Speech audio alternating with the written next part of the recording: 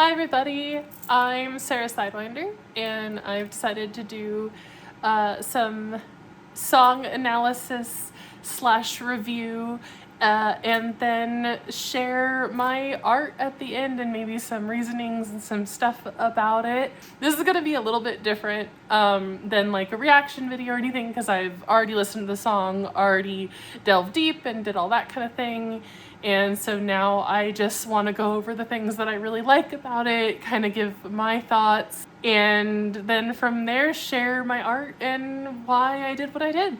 Hope you enjoy. But first, I'm not going to play the video or song along like most reactions. You guys have probably already seen it a lot. I've had to take the time to do the art. Listen to it yourself if you want to refresh. If for some reason you haven't listened to it real recent, come on back and finish my video.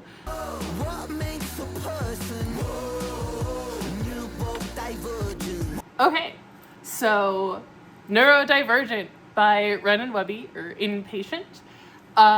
First, some stuff about me and why I particularly enjoy the song and a little bit of my qualifications, since this is my first video doing anything like this. My name is Sarah Sidewinder. I do fan art a lot, and a lot especially of Ren. And also, I worked in the music industry myself a little bit, mostly promotions at a radio station, internship for quite a few years out here in the Inland Empire in California. I've been to over 200 concerts. I think I'm nearing 250 somewhere in there, but I've lost count.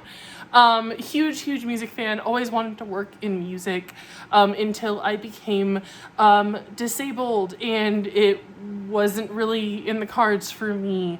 And also I dabbled in doing concert reviews. You can actually see some of my concert reviews from 15 years ago on my YouTube page if you scroll back. Also, this specific song, I am neurodivergent myself. Recently was diagnosed with both autism and ADHD, and before that was misdiagnosed as bipolar. So that's me. And for the song itself, have my notes here, so bear with me. I'm just going to touch on some of my favorite things. First off, I love the music and how everything kind of just hits the neurodivergent brain. There's a lot of, repetition, but also just, it kind of has the feel of what it's like, especially lyrically, to live that experience of neurodivergence, and that's really fun to see. There's a lot of like spiraling, kind of shifting, overstimulated type of feel, but also the balance of humor and rebellion, suffering, absurdity. You see it in kind of the video too, but with a lot more of the humor. It feels chaotic on purpose, and that is very much an experience a lot of us deal with. I do like that it's supposed to be for kind of a lot of different people in the neurodivergent spectrum. There's so many different neurotypes that fit under the neurodivergent umbrella, and so I really like that it's not so particular. Now to touch on some lyrics that I really like. The opening line is always super important to me, and it hits hard. Love this one so much with the stay calm boy, my thoughts are burning like they're napalm. Love that it starts out with like an immediate kind of contradiction with the external, like the calm, stay calm, but with the internal imagery of napalm. That uncontrollable thoughts, the destruction, those types of mental warfare that we typically deal with in neurodivergence. I like that it kind of comes out swinging like that. I think I need to get away from the noise. That hits me hard because it's something that I deal with a lot. Overstimulation of any kind when it comes to literal noise, but then also just the racing thoughts, communication with other people, just anything.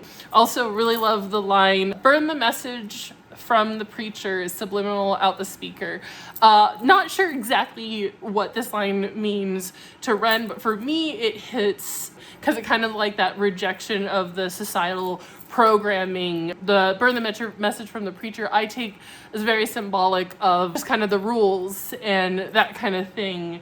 And then I like the subliminal message out the speaker because I found a lot of comfort and a lot of my feelings, a lot of what I believe, and a lot of the people that I relate to the most are musicians or artists. And so that subliminal message at the speaker, it's like, that's what I really listen to more. That's what I hit with more than just kind of the societal rules and the normal teachings. And so that's kind of how I interpreted that line. Then we get to the Flippin, stimulants, and edibles line. I do like that this doesn't necessarily point out like all medication bad or anything like that, even though there's mentions of the zombie feelings or things like that, but it's not just that, because you also have experimenting with different things, trying to survive, trying to cope. Not always the best coping mechanism out there, but something that a lot of neurodivergent people, a lot of us tend to gravitate towards. I myself with weed. It's shown in the video at the end, and in one of my art pieces you'll see there's that joint being lit up. I believe a joint being lit up. And like I said, many neurodivergent people have these complicated relationships with medication, stimulants, weed, also psychiatry itself, and self-medication. And then kind of lead into later that tweaking the biochemical.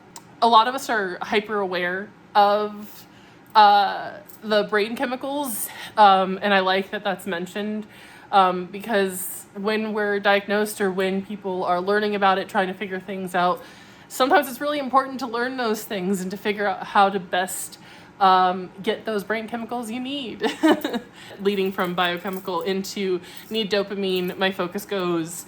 That hits the ADHD part very strong for me. Totally understand that focus being portrayed as fuel dependent. Need dopamine to focus for sure. Totally relate.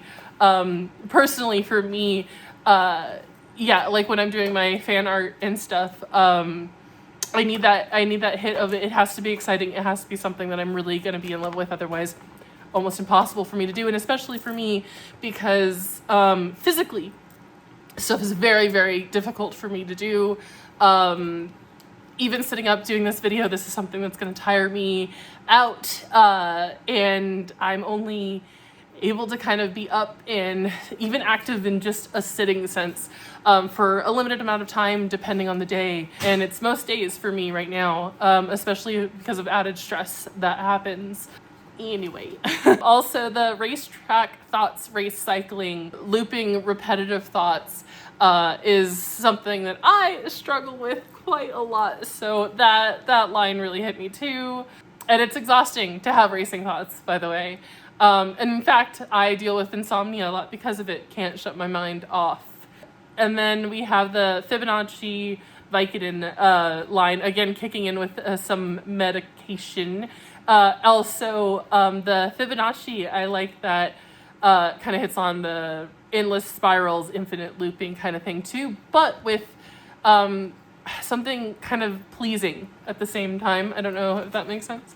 Chorus hits fun, very fun to me. Off script status quo.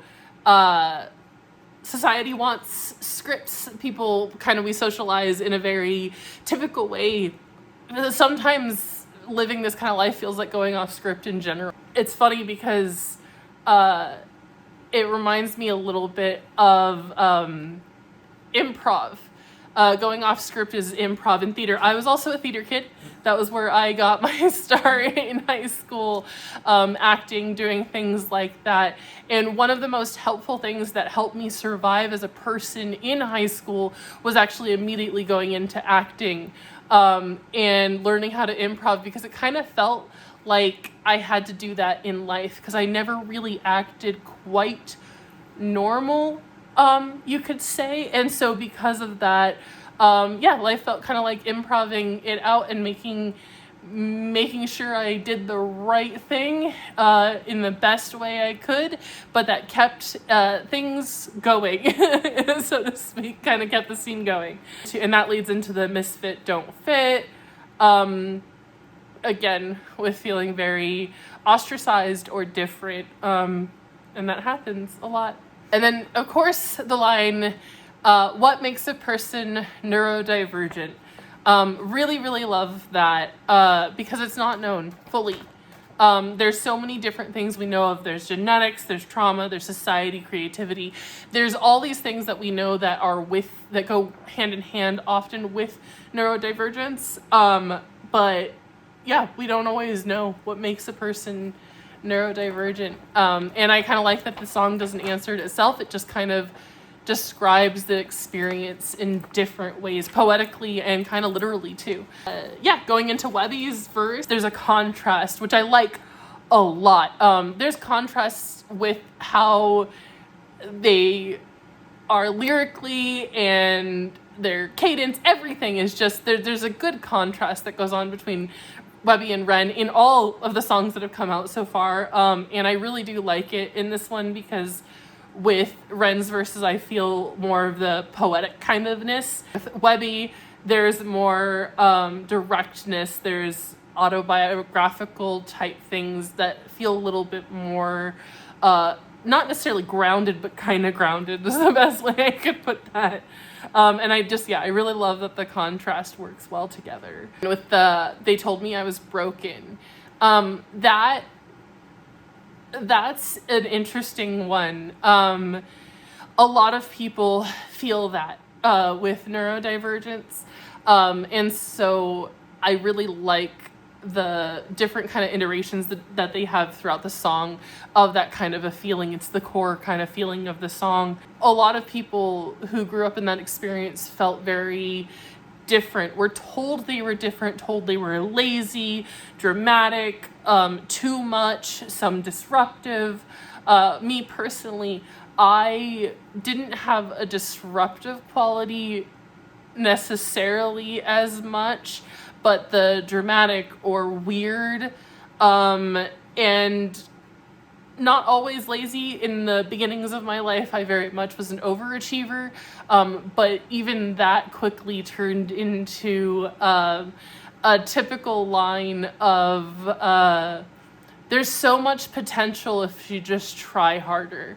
And I think that a lot of us heard those type of things, especially when burnout would happen. And then all the pills turned me into a zombie. Again, an experience that a lot of people unfortunately have, especially if they're cycling through trying to have different medication, to trying different treatments or things like that. I know I didn't deal with that necessarily when I was younger, but then with my misdiagnosis of bipolar,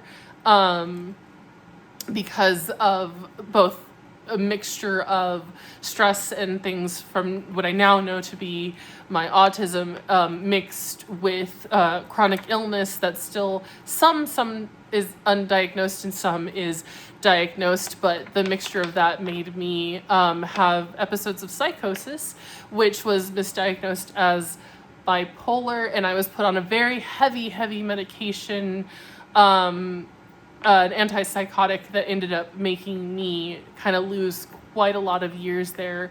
Very much felt not myself, not alive. And so yeah, kind of relate to that a lot. Also, this world's an asylum. I like that reframing of it, that it's really not, it's not just the neurodivergence that causes the craziness. It's the world itself. I kind of like that feel, that flip. And then I love the glitch in the algorithm, that's me. That's a great line. Really like that for a modern metaphor, again with being different, and causing kind of a disruptiveness, but with that individuality. The outro, love the back and forth, the one line hits one line back and forth between the two. It feels kind of like, it gives the same feel of the frustration that I think it's supposed to give.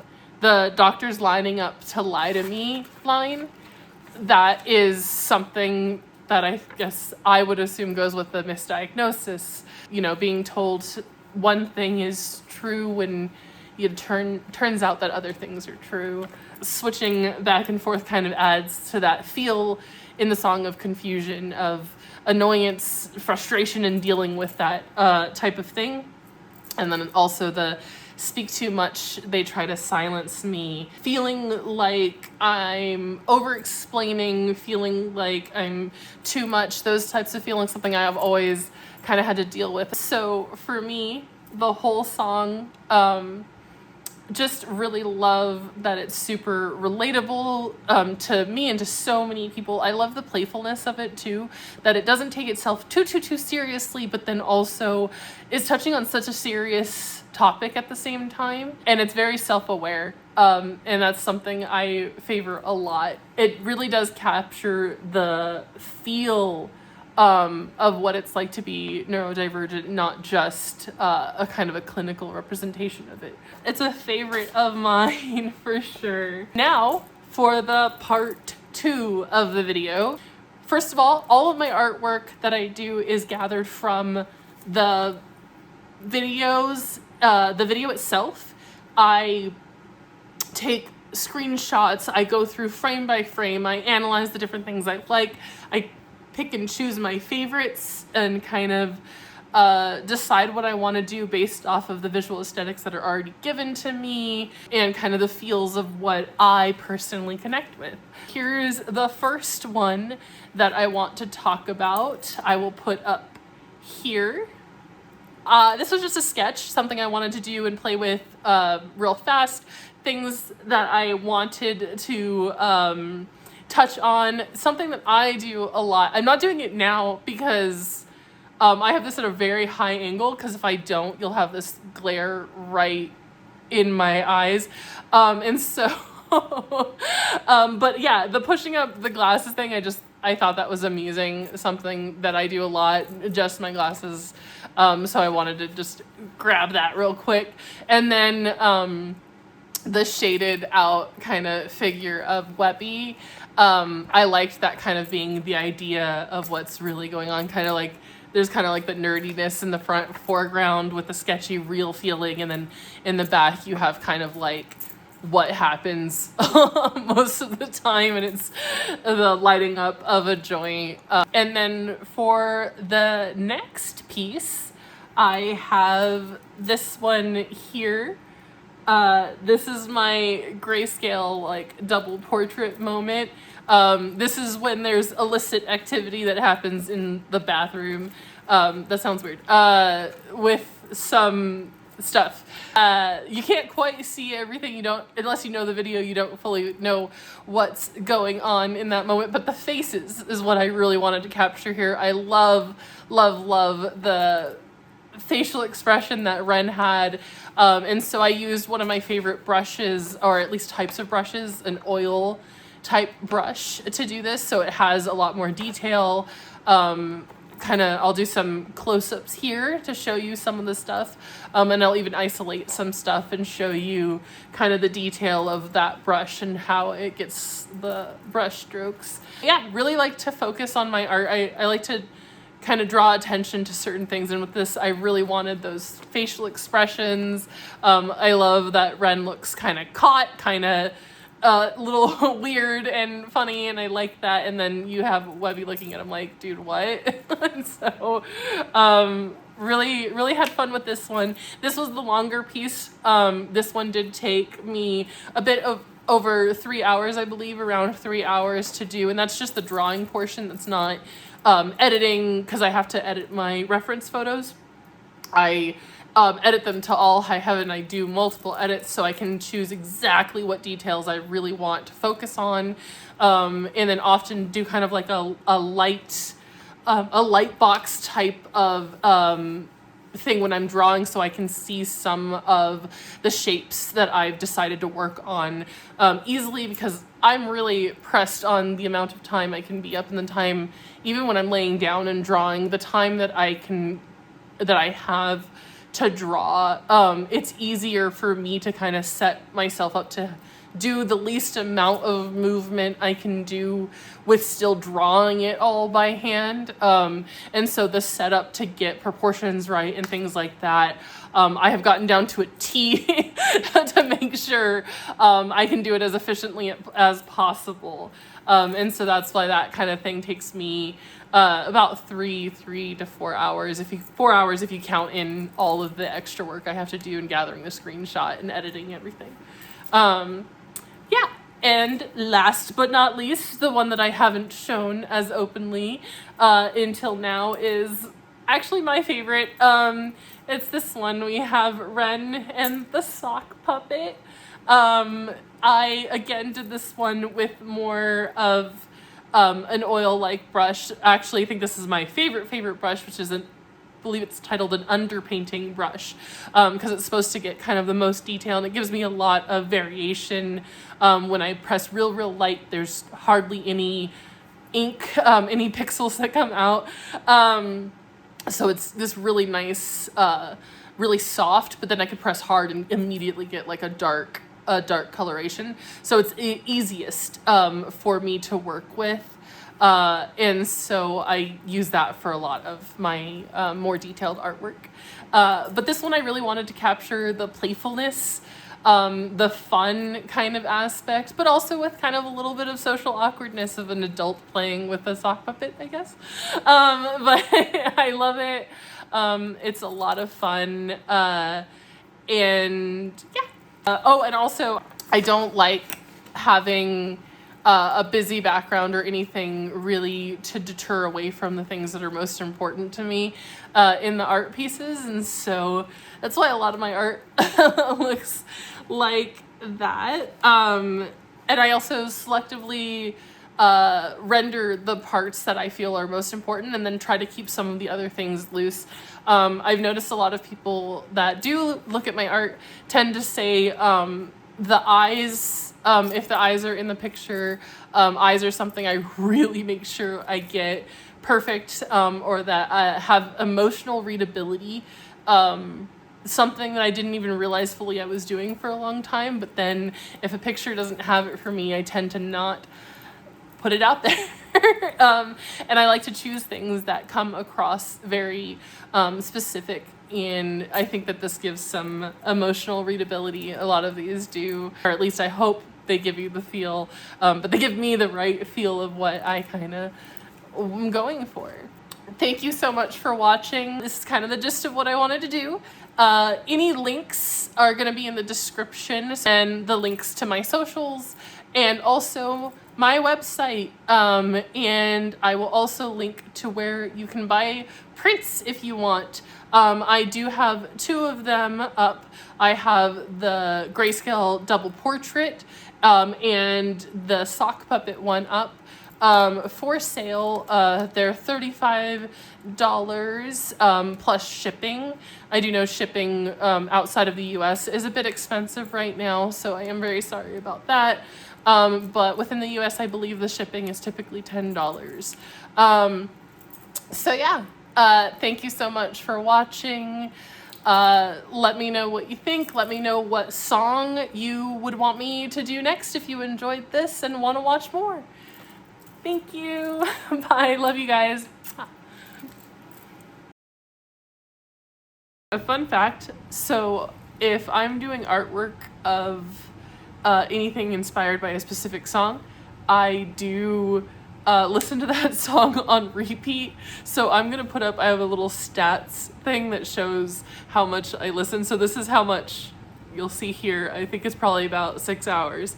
So this is how much I've listened to Neurodivergent. My music stuff. Testing the sound. How can you hear me? Blah, blah, blah. Another test. Also,